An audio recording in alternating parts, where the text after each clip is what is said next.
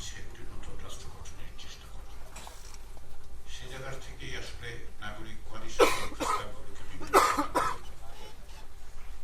নাগরিক কোয়ালিশনের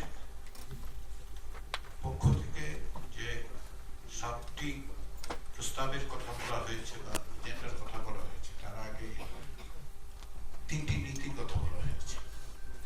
এর মধ্যে সংবিধানের ক্ষমতাসীনদের কারসাজি থেকে মুক্ত রেখে গণতান্ত্রিক প্রক্রিয়ায় সকল নাগরিকের সমান সুযোগ নিশ্চিত করা, সাংবিধানিক ও জবাবদিহিতা নিশ্চিতকারী প্রতিষ্ঠানগুলোতে নিরপেক্ষ নিয়োগের মাধ্যমে নির্বাহী বিভাগের উপর কার্যকর নজরদারি নিশ্চিত করা, ক্ষমতার কেন্দ্রীকরণ রোধে প্রাতিষ্ঠানিক ভারসাম্য ও জবাবদিহিতা প্রতিষ্ঠা করা। যদিও এখানে উপস্থিত আইন উপদেষ্টা এবং পরবর্তী সময় বিএনপি নেতা সালাউদ্দিন সাহেব বিচার বিভাগে কিছু প্রশ্ন তুলেছেন, তারপরে আমি মনে করি যে চতুর্থটা হচ্ছে বিচার বিভাগের স্বাধীনতা নিশ্চিত করা। কেন আমরা কেবলমাত্র এখনকার পরিস্থিতি বিবেচনা করে ভবিষ্যৎ বাংলাদেশকে তৈরি করতে পারব না। এটা ঠিক যে গত 16 বছরে, বিশেষ করে গত 16 বছরে গোটা বিচার বিভাগকে কলুষিত করে, বিচার বিভাগকে ব্যবহার করে যেভাবে একটি ব্যক্তিতান্ত্রিক স্বৈরতন্ত্র প্রতিষ্ঠিত হয়েছিল তা নিঃসন্দেহে অগ্রহণযোগ্য। কিন্তু তার অর্থ এই নয় যে আপনি একটা রাষ্ট্র কাঠামো গঠন করতে পারবেন যে রাষ্ট্র কাঠামোতে নাগরিকের সুরক্ষার জন্য তার যাবার জায়গা হিসেবে এবং যদি এক্সিকিউটিভের এক্সেসেস তৈরি হয় তাকে প্রোটেক্ট করার জন্য আপনি বিচার বিভাগকে স্বাধীন এবং শক্তিশালী না করে অগ্রসর হতে পারবেন না। বেসিক যদি রাষ্ট্র হিসেবে বিবেচনা করি, আমাদেরকে যে কারণে 3টি অঙ্কের কথা বলা হচ্ছে, তার মধ্যে বিচার বিভাগের কথা বলা হচ্ছে এই কারণে যে আপনি যে কোনো জায়গায় যান, একটি প্রকৃত রিপাবলিক আপনি যদি করতে চান, গণতন্ত্রের মূল বিষয় যেটা, সেটা হচ্ছে নাগরিকের সাথে রাষ্ট্রের যে সামাজিক চুক্তি, সেটা যদি আপনি নিশ্চিত করতে চান, তাহলে আপনাকে স্বাধীন বিচার বিভাগ থেকে উপায় নেই। সেই বিচার বিভাগের হাতে কতটা ক্ষমতা থাকবে সেটা নিয়ে প্রশ্ন তুলছেন, নিঃসন্দেহে প্রশ্ন তোলাই যায়। কিন্তু বিচার বিভাগের স্বাধীনতা নিশ্চিত না করে বিচার বিভাগকে নির্বাহী বিভাগের অতিরিক্ত ক্ষমতা প্রয়োগ বন্ধ করার জায়গায় না করে কেবলমাত্র লেজিসলেটিভ বডি এবং এক্সিকিউটিভের উপর নিয়ন্ত্রণ আরোপ করে কোনো অবস্থাতেই আমার মনে হয় না যে একটি গণতান্ত্রিক সমাজ প্রতিষ্ঠা করা দরকার। আমার মাঝে মধ্যে সংশয় হয়, সন্দেহ হয়, সম্ভবত এটাও ঠিক, একটা রিপাবলিকে আপনি করতে পারবেন না। অতিরঞ্জন শোনাবে, কিন্তু আমি মনে করি দুর্ভাগ্যজনকভাবে বাংলাদেশে এখন একটা রিপাবলিক তৈরির প্রচেষ্টা হচ্ছে।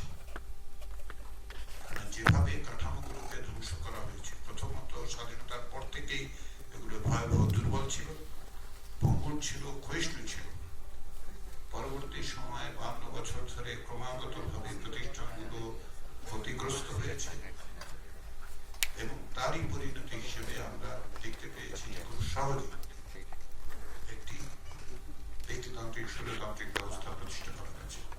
যেগুলো প্রশ্ন তোলেন, সঙ্গত কারণে প্রশ্ন তোলেন যে 72 সংবিধান দিতেই হবে, তাহলে আগের ক্ষেত্রে 16 বছরের আগে কেন ফ্যাসিবাদী শাসন তৈরি হলো না?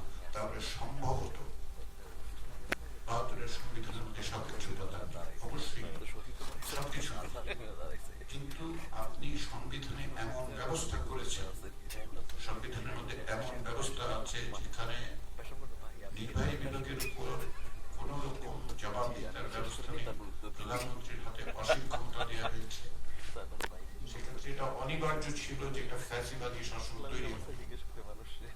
এটা 1983 সালে, আত্মপ্রচার অর্থে বলছি না, 1983 সালে লিখিতভাবে আমি এই দাবি করেছিলাম যে বাংলাদেশে একটি সাংবিধানিক একনায়কত্ব প্রতিষ্ঠিত হবে।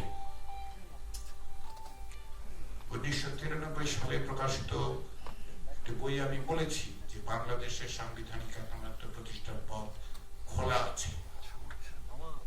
আমি একটা উদাহরণ দিই, 1991 সালে দ্বাদশ সংশোধনীর মধ্য দিয়ে বাংলাদেশ যখন পার্লামেন্টারি সিস্টেমে প্রবেশ করে তখন একটা ভয়াবহ কাণ্ড হয়েছে। ৭৫ সাল থেকে, এবং সেটা চতুর্থ সংশোধনের মধ্য দিয়ে রাষ্ট্রপতির হাতে যে অভাবনীয় ক্ষমতা দেওয়া হয়েছিল, সেই ক্ষমতার প্রত্যেকটা অংশ প্রধানমন্ত্রীর হাতে তুলে দেওয়া হয়েছিল। রাষ্ট্রপতির ক্ষমতা, প্রধানমন্ত্রীর ক্ষমতা এবং বাংলাদেশের রাজনৈতিক সংস্কৃতিতে ব্যক্তির আধিপত্য সবকিছু মিলিয়ে এই ১৬ বছরের ফ্যাসিবাদী শাসন তৈরি হয়েছে।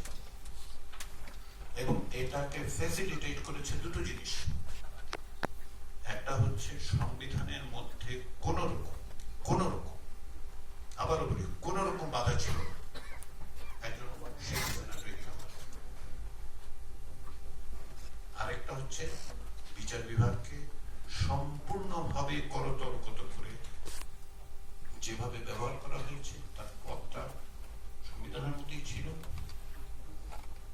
এবং সেটাকে অতিরিক্ত ভাবে ব্যবহার করা হয়েছে। সেই কারণেই আমি বলি, হ্যাঁ আপনারা বলেছেন, সেজন্য আমি আন্তরিকভাবে মনে করি আপনাদের ধন্যবাদ। আপনারা বলেছেন যে প্রধানমন্ত্রীর ২ মেয়াদের প্রশ্ন, আসলে ২ বারের প্রশ্ন। প্রধানমন্ত্রীর কোনো মেয়াদ নেই, ওয়েস্টমিনিস্টার স্টাইলে প্রধানমন্ত্রীর কোনো মেয়াদ নেই। তিনি ২ দিনও হতে পারেন, ৫ বছর হতে পারেন।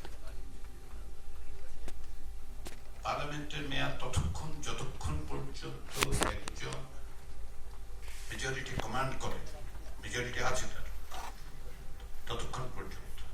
ফলে এই শব্দটা ব্যবহারের ক্ষেত্রে একটু আমাদের সচেতনতা দরকার। আমরা ২ বার বলছি না, ২ মেয়াদ বলছি।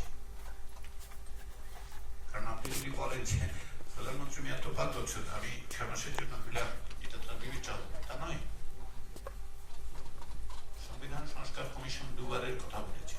জাতীয় ঐক্যমত্য কমিশনের সঙ্গে রাজনৈতিক দলগুলোর সঙ্গে আলোচনা হচ্ছে। সব আলোচনা এই মুহূর্তে বলা যাচ্ছে না, তাই একটা আলোচনার প্রক্রিয়া চলছে। আমি শুধু এইটুকু বলতে পারি যে জাতীয় ঐক্যমত্য কমিশনের আলোচনায় রাজনৈতিক দলগুলো, অনেক রাজনৈতিক দল যথেষ্ট নমনীয়তা দেখাচ্ছে। তারা একটা জাতীয় ঐক্যে পৌঁছতে চান, জাতীয় সনদ তৈরি করতে চান, এ বিষয়ে সংশয় নেই। কিন্তু প্রধানমন্ত্রীর ক্ষমতা, এই যে এই চুক্তিটা আমার কাছে গ্রহণযোগ্য মনে হচ্ছে না। যেহেতু ওয়েস্টমিনিস্টার স্টাইলে প্রাইম মিনিস্টারের টার্ম লিমিট করা যায় না, সেহেতু বাংলাদেশ সেটা করতে পারবে না। বাংলাদেশ তত্ত্বাবধায়ক সরকার ব্যবস্থা চালু করেছে। আমাকে কে বলতে পারবে এর আগে ১৯৯৩ সালের আগে পৃথিবীর কোথায় তত্ত্বাবধায়ক সরকার ছিল? তত্ত্বাবধায়ক সরকার হওয়ার কথা হচ্ছে যে আগের গভর্নমেন্ট যেটা ইলেক্টেড হবে সেটাই ইন্টারিম গভর্নমেন্ট হিসেবে পালন করবে। ১৯৭২ সালে গণপরিষদ ভেঙে যাওয়ার পরে শেখ মুজিবুর রহমানের নেতৃত্বে একটি অন্তর্বর্তী সরকার ৭৩ সালে নির্বাচন করেছিল। এটাই হচ্ছে স্বাভাবিক জিনিস, এটাই স্বাভাবিক। কিন্তু এটাই ওয়েস্টমিনিস্টার স্টাইলে এটাই হওয়ার কথা। আমরা তো সেটা পারি, আমরা তো ব্যর্থ হয়েছি। আমাদেরকে তো একটি তত্ত্বাবধায়ক সরকার ব্যবস্থা তৈরি করতে হয়েছে। তাহলে রাজনৈতিক বাস্তবতা এই প্রশ্নগুলো উঠছে, এই প্রশ্নগুলোকে আমাদের রাজনৈতিক বাস্তবতা হিসেবে বিবেচনা করতে হবে। উচ্চকক্ষের ক্ষেত্রে আপনাদের প্রস্তাবগুলোর মধ্যে একটা বড় জিনিস হচ্ছে যে উচ্চকক্ষের ক্ষমতা কতটা হবে। উচ্চকক্ষের প্রচুর ক্ষমতা দেওয়ার আমিও বিরুদ্ধে। উচ্চকক্ষের মূল দায়িত্বটা আসলে এক অর্থে মনিটরিং করা। এর বাইরে যতই আপনি এক্সপ্যান্ড করবেন ততই যেটা হবে ডুয়েল সেন্টার অফ পাওয়ার তৈরি হতে পারে। এই ডুয়েল সেন্টার অফ পাওয়ার তৈরি করার জায়গায় গেলে গভর্নেন্সের সমস্যা। গভর্নমেন্টের কাছে আপনার গভর্নেন্সটা রাখতে হবে, শাসনের দায়িত্বটা রাখতে হবে যেখান থেকে প্রধানমন্ত্রী তৈরি হচ্ছে, অর্থাৎ লোয়ার হাউস থেকে। সেই জন্য সংবিধান সংস্কার কমিশন যে প্রস্তাবগুলো দিয়েছে সেখানে লক্ষ্য করে দেখবেন যে আমরা আবার খুব বেশি ক্ষমতা দিইনি, একটা প্রোটেকশনের জায়গা তৈরি করেছি। আপনাদের প্রস্তাবগুলি নিয়ে আরো এক সময় আমি আশা করি যে ছোট আকারে বা সকলের সাথে টেবিলে একদিকে আরেকদিকে বসে কথাবার্তা বলতে পারবো।